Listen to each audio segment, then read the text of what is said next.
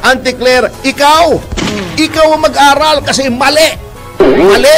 Yung sinasabi niyo kay Robin Padilla na aralin niya muna ang panukalang batas. Suportahan po kaya ng Malacanang ang batas na ito ng senador? Ito ay labag sa konstitusyon.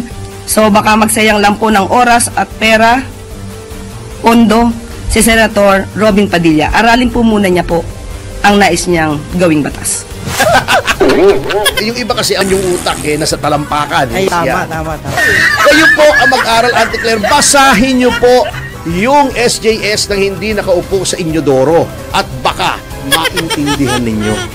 Nagtaray-taray pa. Paliwanag natin. Ito yung tungkol sa senador na si Robin Padilla. Nagmungkahi po siya. Gawa tayo ng batas na mandatory. Sabihin, obligasyon na annually, kada taon ay magkaroon ng drug exam. Sabi niya, hindi po pwede yung mungkahing yan. Tama!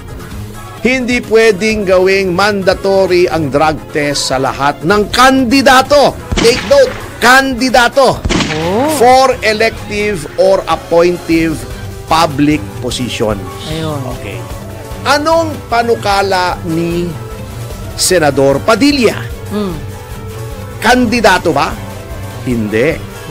Yung mga nakaupo na. Yun! Dadali mo! Buti ka pa dadali mo si Auntie Claire! Hindi niya nadali! Habang siguro nakaupo siya sa Inyodoro, binabasa niya yung kaso sa cellphone niya, hindi niya masyadong naintindihan kasi baka umiiri siya. Ang linaw naman eh. Bakit? Ang linaw na sinabi ni Senador. Okay. Oo. Hindi ko sinasabing hindi unconstitutional, ha? Hindi ko rin sinasabing constitutional. Ngunit, para sabihin ninyo na unconstitutional yan, wala pa pong ruling ang ating Korte Suprema. Ayun. Hindi po kayo Korte Suprema. Nag-i-style Tito Soto na naman kayo at saka Rizzo Ontiveros at saka Kiko Pangilinan na akala ninyo kayo ang Korte Suprema. Wala pa po. Anyway, alam nyo, noong ako'y nasa abroad, natatawa ako dito sa, alam mo, tama tayo ha. At batiin natin si Pangulong Marcos.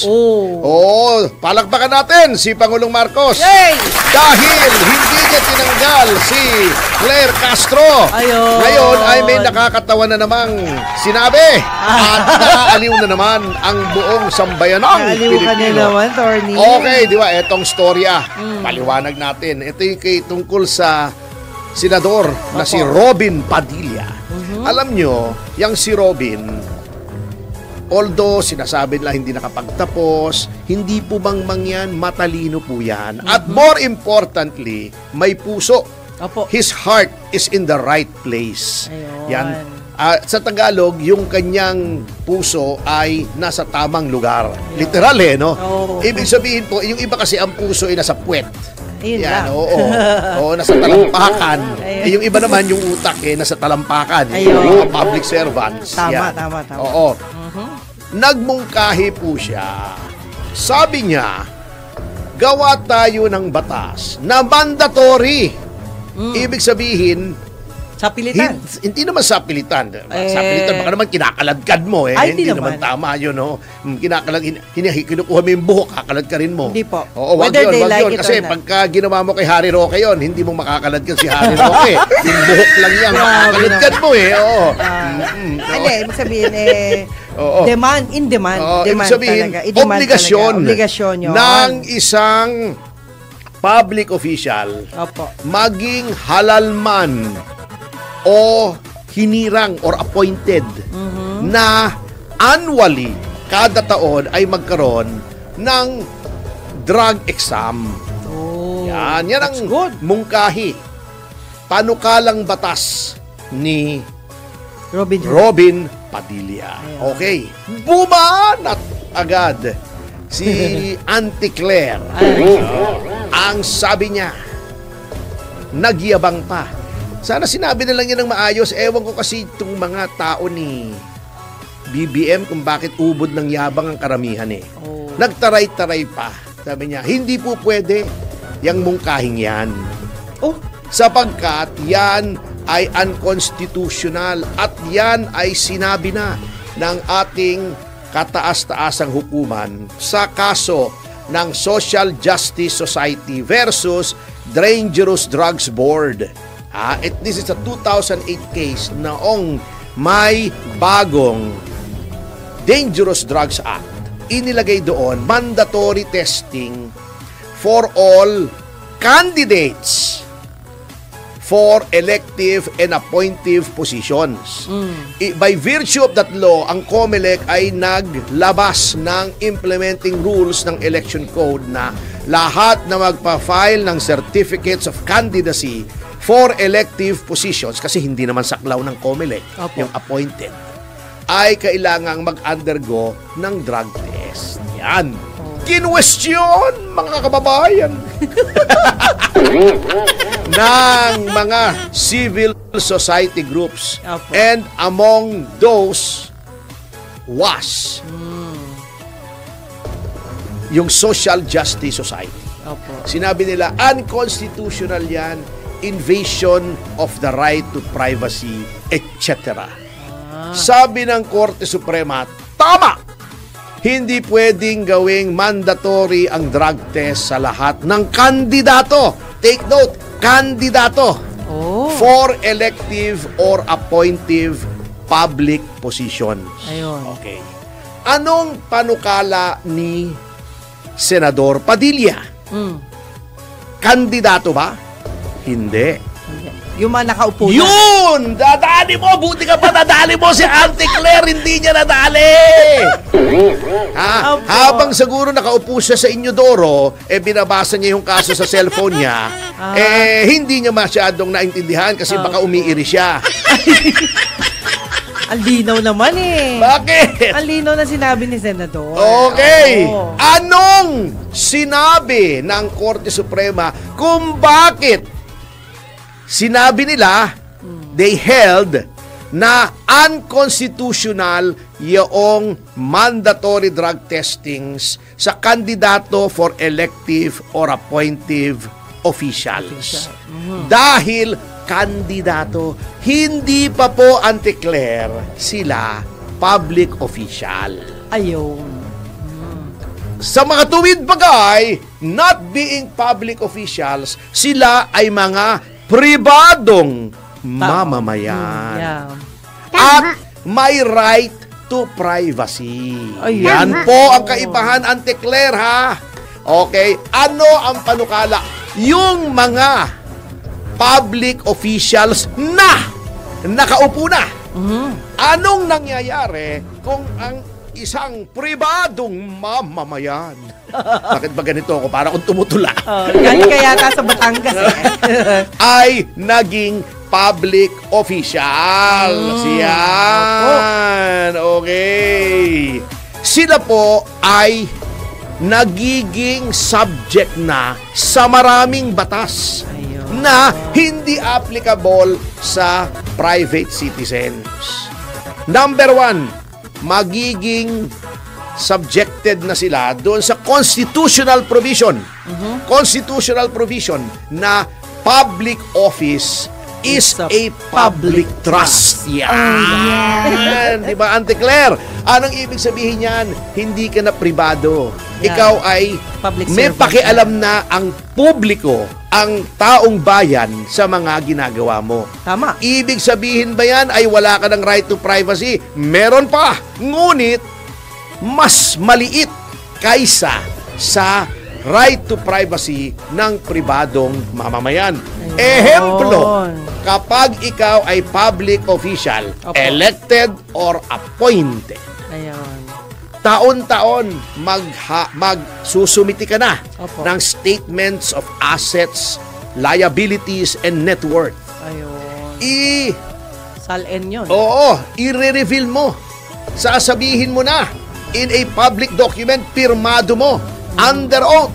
Ito ang aking mga ari-arian. Ito, meron akong 5 bahay at lupa. Ito ang address. Yan. Meron akong 10 sasakyan. Ito ang mga tatak. Ito ang mga year kung kailan binili. Meron akong pera sa bangko. Yan. ako'y may kinikita, sumesweldo ko sa ganitong kumpanya, etc., etc., etc. Opo. Kung ikaw ay may kumpanya na nakikipag-deal sa gobyerno, kailangang i-divest mo yung iyong interest doon. Ibinibigay mo yan sa public document, nagiging public record yan, Ayun. ipina-file nyo yan. Ayun. Oh. Yan ba ay ginagawa kung ikaw ay private citizen? Hindi. Walang pakialam. Bakit mo pakikialaman kung ilan ang sasakyan ko? Yun. Di ba? Ilan ang lupa't bahay ko? Magkano pera ko sa bangko? Kasi ako'y pribado. Ito'y public official. Ano pa, mga kasama?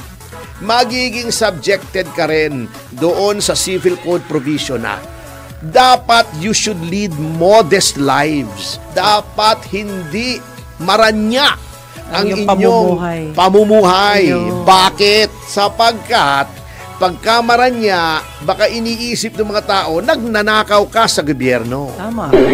Kung ikaw ay pribadong mamamayan, kese hoda kung mag-helicopter ka araw-araw papunta sa iyong lugar ng hanap buhay, di ba? Oh.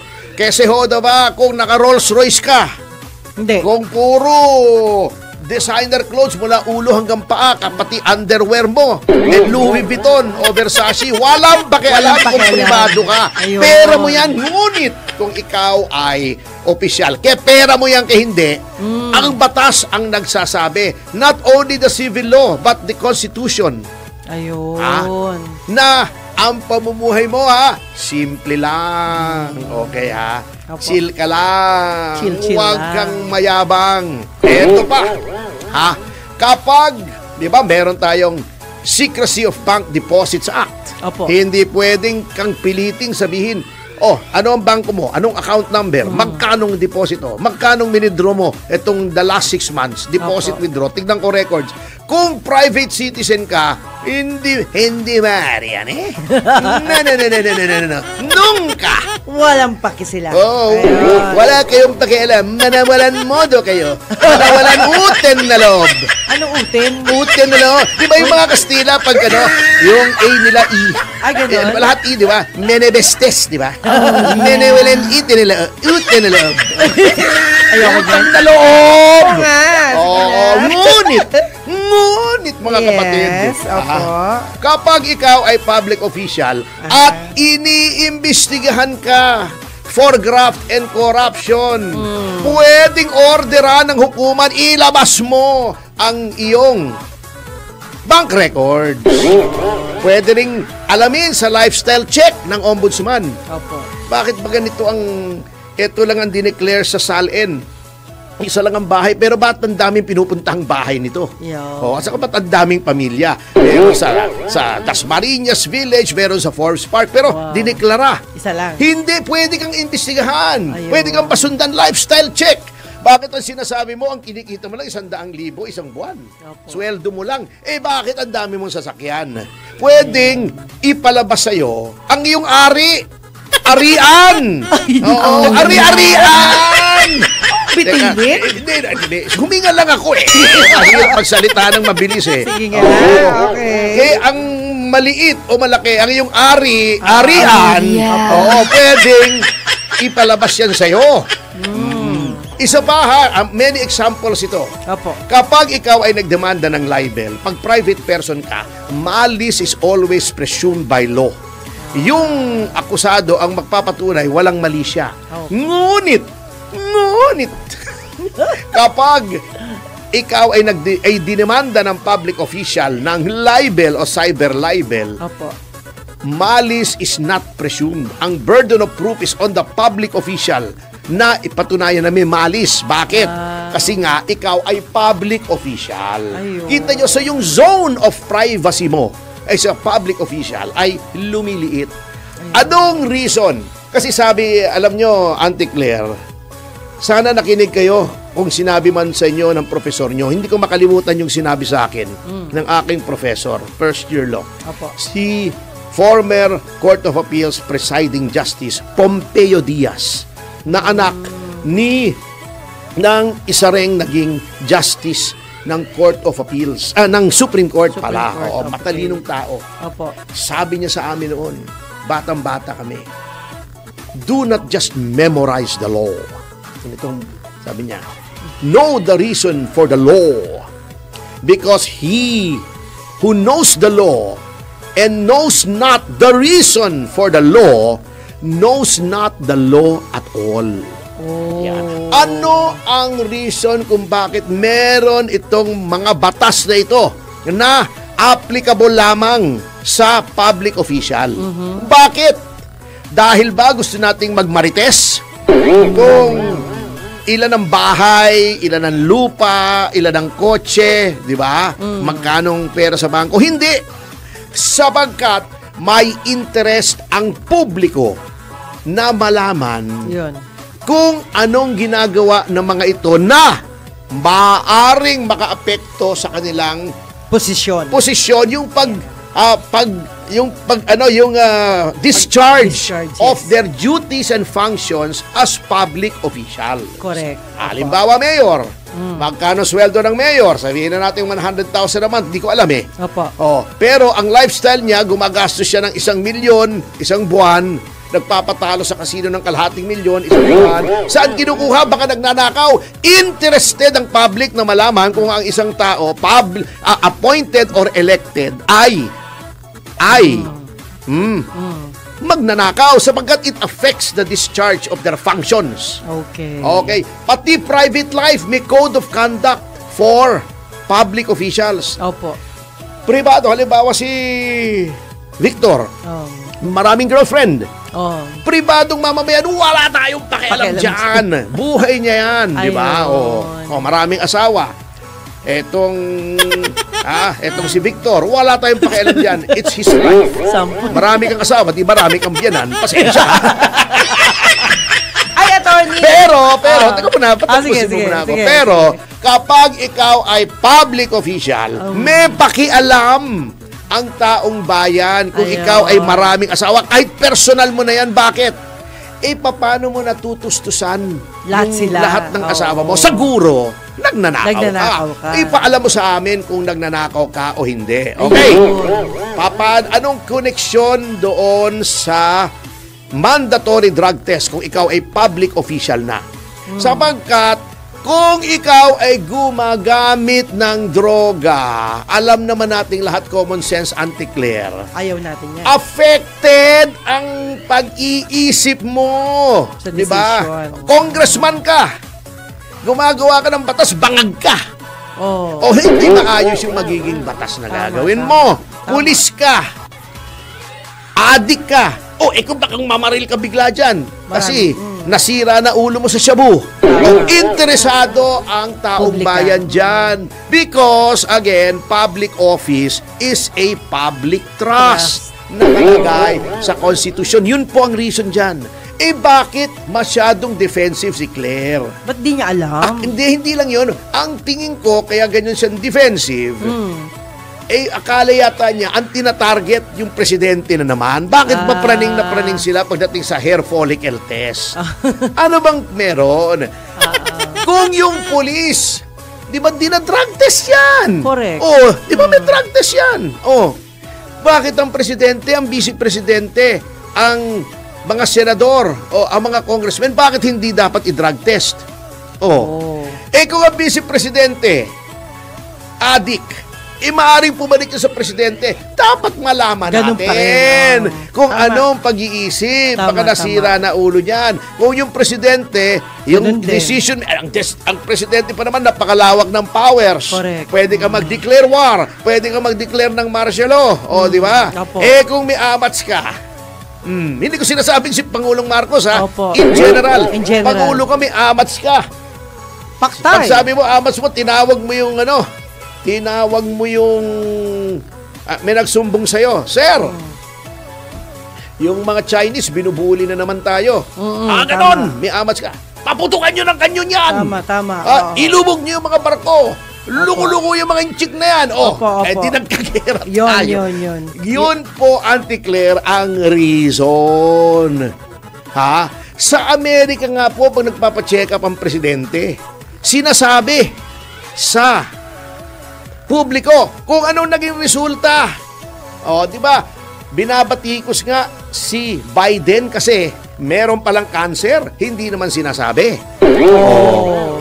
Kaya yun po ang dahilan, Auntie Claire, kung bakit kailangan ng drug test. Hindi ko sinasabing hindi unconstitutional, ha? Hindi ko rin sinasabing constitutional. Ngunit, para sabihin ninyo na unconstitutional yan, wala pa pong ruling ang ating Korte Suprema. Ayun. Hindi po kayo sa Korte Suprema.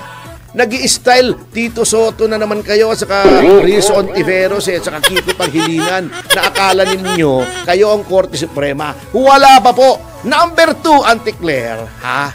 Mahalay po. Ha, hindi ko sinasabing pagmumukha nyo, ha? Mahalay na ang executive ay nakikialam sa legislative process. Huwag kayong magkomento na sasabihin nyo agad, hindi pa nga pinapasok yung bill, hindi pa nga pinagdadebatihan, unconstitutional. Hayaan yung sila ang magdebate. Bakit? Separation of powers po, Auntie Claire. Kung sabihin ni Robin Padilla, alam mo, Auntie Claire, huwag kang masusot ng ganyang ng ganyang Damit, yung halimbawa. damit, mukha kang tipaklong. Hindi ko sinasabing yung ganun nga. Example lang po yun. Lalo na kung kulay green, mukha kang tipaklong, huwag ka magsusuot ng ganyang damit, yung may ganun, di ba? Opo, Yung tama. parang tama. palikpik, di ba? Hindi ba magagalit ka? Kasi trabaho mo yan bilang spokesman ng Pangulo, executive function yan. Opo. Di ba? Huwag nyo pong pakikialam, very unseemly na pagkinakikialaman nyo yung mga ginagawa ng mga legislators. Halal po ng bayan yan, wala naman ni isang taong bumoto sa inyo. Yeah. Eto, napakarami, tens of millions of people voted for Robin Padilla. Ngayon, yung sinasabi nyo kay Robin Padilla na aralin niya muna, Auntie Claire, ikaw ang mag-aral kasi mali. Mali. Hindi ko sinasabing siya ay mali. Ang sinasabi ko lamang, siya ay hindi tama. Ayun na. Kayo po ang mag-aral, Auntie Claire. Basahin niyo po yung SJS nang hindi nakaupo sa inyo doro at baka maintindihan ninyo. Okay?